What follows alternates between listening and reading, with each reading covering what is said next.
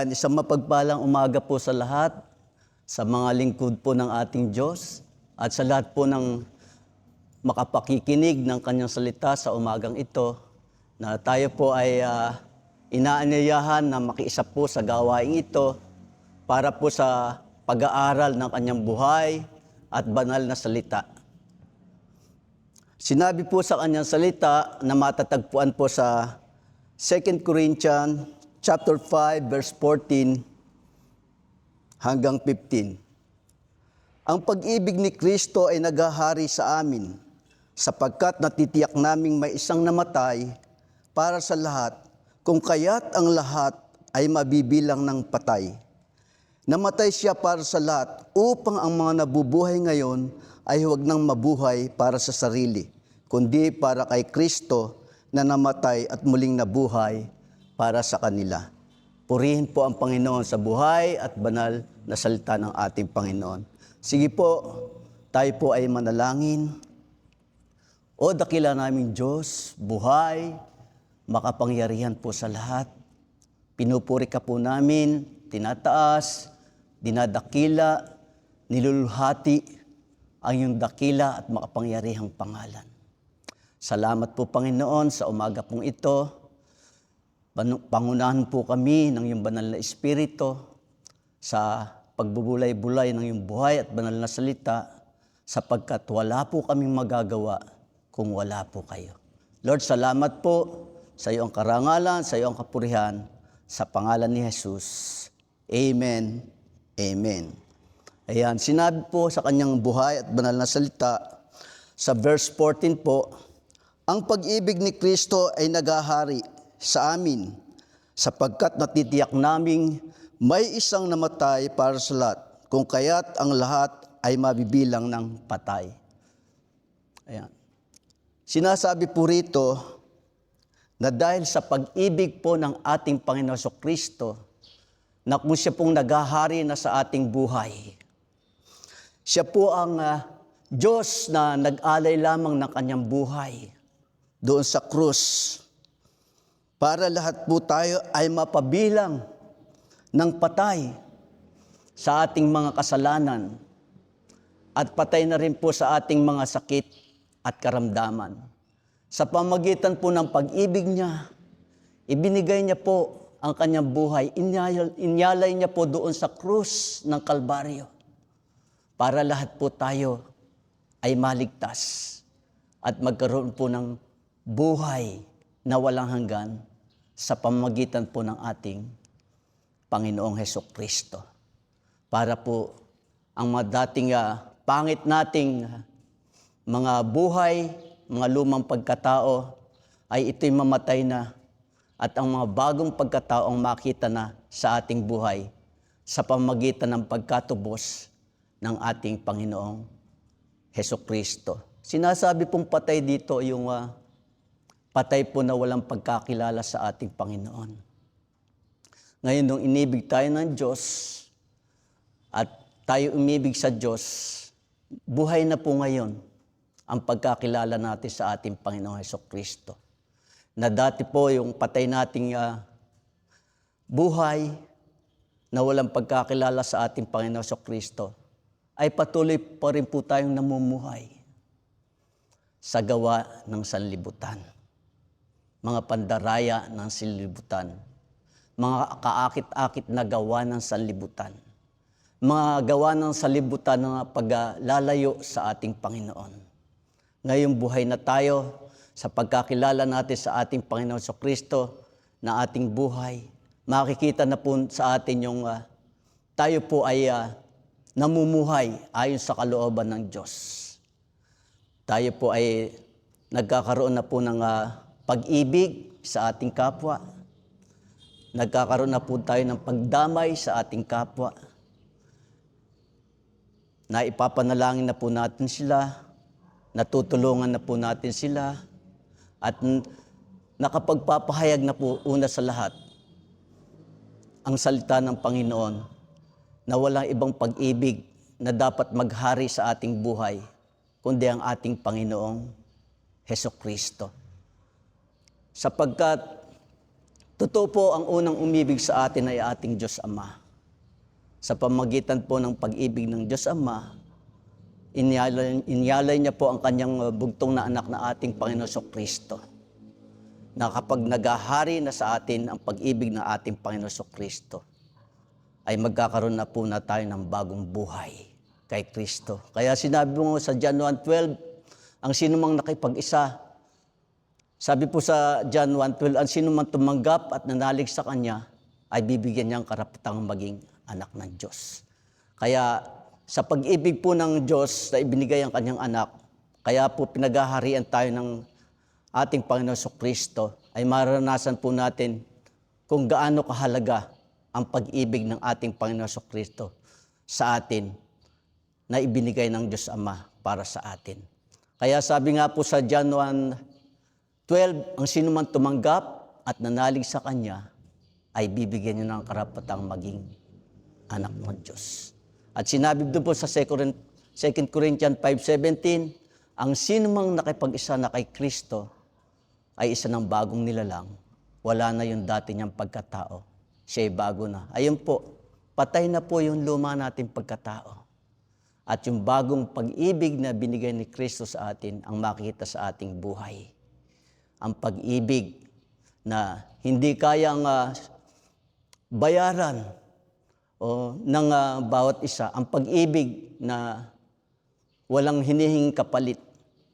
Pag-ibig po na ito yung libre na ibinigay sa atin ng ating Diyos Ama sa pamagitan ng ating Panginoong Hesukristo. Kaya sabi po sa verse 15, namatay siya para sa lahat upang ang mga nabubuhay ngayon ay huwag nang mabuhay sa sarili, kundi para kay Kristo na namatay at muling nabuhay para sa kanila. Ayan.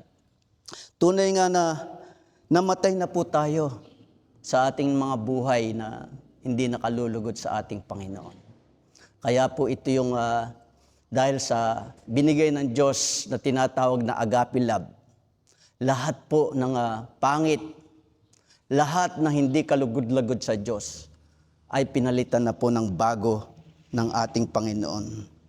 Yun po, makita po natin yung buhay na dati nasusunod yung buhay na pansarili natin, ginagawa natin yung gusto natin, masunod yung sarili natin, pangunahan natin ang Diyos, at gusto natin yung gawa ng sanlibutan ang masunod sa atin. Pero ang gusto po ng Diyos ay yung mamatay na yung mga ganitong buhay. Ang gusto po ng Panginoon ay may bagong buhay sa piling niya, na nakapagbibigay po tayo ng kagalakan, kapayapaan sa ating mga kapatid, sa ating mga mahal sa buhay. At tunay nga na wala pong iba na makagagawa ng pag-ibig na ito, na si Kristo na nag-alay ng kanyang buhay para sa atin, para lamang to tayo ay maligtas, magkaroon ng buhay na walang hanggan, at patuloy na makasunod sa kalooban ng ating Panginoong Hesukristo. Kaya nga po sinabi sa kanyang salita, sa John 11:25, ang nananalig daw po sa kanya, sinabi po sa John 11:25, sabi ng ating Panginoon Hesukristo, ako ang buhay at muling pagkabuhay. Ang nananalig sa akin kahit mamatay ay muling mabubuhay. Kaya nga po na tayong tumanggap sa pag-ibig ng ating Panginoon Hesukristo, na dati ay nabubuhay tayo sa pansarili natin, pero ngayon nabubuhay na po tayo sa kalooban ng Panginoon. Kaya po pag ang naghahari ang pag-ibig ng Diyos sa ating buhay, at para po maranasan natin ang pangako ng Panginoon sa atin, sabi nga po sa Matthew 6:33, but seek ye first the kingdom of God and His righteousness, and all these things shall be added unto you. Kaya nga sabi po sa Tagalog, ngunit pag sumakita ninyo na pagharian kayo ng Diyos at mamuhay ng ayon sa kanyang kalooban, at ang lahat ng bagay ay idaragdag sa inyo. Kaya nga po, ang pag-ibig ng Diyos ang makapagbibigay lahat ng kakumpletohan sa ating buhay. Ang pag-ibig lamang po ng Diyos ang siyang makapagbibigay ng kagalakan, kapayapaan, makapagdulot po sa atin ng kasiyahan na hindi kayang gawin ng sanlibutan sa ating buhay. Kaya nga po sabi ng Panginoon sa kanyang salita, kapag naghahari ang Panginoon na sa atin, ang pag-ibig ni Kristo sa ating buhay, sabi po sa 1 Corinthians 2:9, hindi pa po nakikita ng ating mga mata, hindi pa po naririnig ng ating mga tenga, hindi pa po sumasagi sa isip ng mga tao ang mga biyaya na inilaan ng Diyos para sa umiibig sa Kanya. Kaya sa oras pang ito, tunay nga na ang paghiriin po natin sa ating buhay ay ang pag-ibig ng ating Panginoon Jesucristo. Kapag ang pag-ibig ng Panginoon Jesucristo ang naghahari sa atin, wala po tayong talo. Lagi po tayong panalo. Sapagkat ang ating Panginoon Jesucristo, ang siya pong nagbigay ng panibagong buhay sa ating buhay. Kaya nga po sabi, kapag wala si Kristo sa ating buhay, para tayong isang tupang naligaw. Kaya kailangan po ang pag-ibig ng Diyos ay hindi lamang po natin na maranasan sa ating buhay. Kailangan po maibahagi rin po natin ang pag-ibig ni Kristo para sa ating mga kapwa. Sa lahat po, Panginoon, Lord o God, sa lahat ng tinawag at pinili ng ating Panginoon ay patuloy na maging bahagi po kayo sa gawain ito na maibahagi ang pag-ibig ng ating Diyos. Kaya sa umaga pong ito, nasahin po natin na mahayag ang pag-ibig ng Diyos sa ating buhay. Sapagkat sabi nga po ron, kapag nahayag yung pag-ibig ng ating Panginoon Jesucristo, yung hindi mo kayang ibigin ay maiibig mo. At yung hindi mo kayang ginagawa sa iyong kapwa na pagpalain mo siya ay magagawa mo na. Kaya purihin po ang Panginoon sa umagang ito na sana po maalala nyo na walang ibang pag-ibig na ibinigay ng Diyos para tayo ay maligtas, kundi ang ating Panginoon Jesucristo. Ito po ay libre. Kaya ang pag-ibig pong ito ay hindi mawala sa ating buhay. Kaya sabi nga po sa John 3:16, gayon na lamang ang pag-ibig ng Diyos sa buong sanlibutan. Ibinigay niya yung kanyang bugtong na anak upang ang sino man sumampalataya sa kanya ay hindi na mapahamak, kundi magkaroon ng buhay na walang hanggan. Kaya purihin po ang Panginoon. Ang mga may pagkakataon po ang lahat. Hindi po ulit matanda ka na o bata ka pa, ay hindi mo po maranasan yung pag-ibig na ito sa iyong buhay. Sapagkat ito po ay libre na ipinagkakalob sa atin ng Diyos sa pamagitan ng ating Panginoong Jesucristo. Kaya nga mga kapatid, mga lingkod ng Diyos, patuloy po na ang maghari at makita sa atin ay pag-ibig ng ating Panginoon Jesucristo. Sapagkat walang ibang namatay sa krus, kundi siya lang para tayo ay maligtas. Hindi pa mapahamak, kundi magkaroon buhay na walang hanggan. At maibahagi rin ang pag-ibig na ito sa lahat ng nangangailangan. Purihin po ang Panginoon. God bless po sa lahat. Merry Christmas po. Happy New Year sa inyo pong lahat. Salamat po. Natunay nga na sana po napagpala kayo ng salita ng Diyos sa umaga pong ito. At ito po isang hamon sa bawat isa sa atin. Purihin po ang Panginoon. Sige po, tayo po ay mag-pray. O dakila namin Diyos, salamat pong muli sa iyong mga salita na naibahagi ko po sa umagang ito. Natunay nga po, Panginoon, na kayo ang naitaas, napapurihan. At sa lahat po ng nakiisa, nakinig ng iyong mga salita ay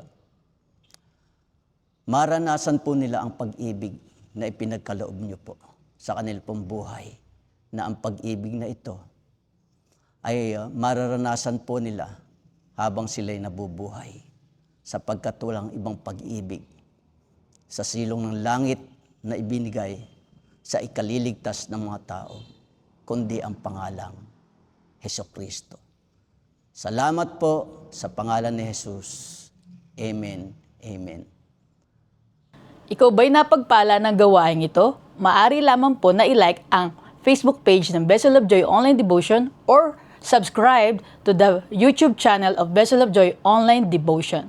Yun lamang po at Merry Christmas and Happy New Year. God bless po sa inyong lahat.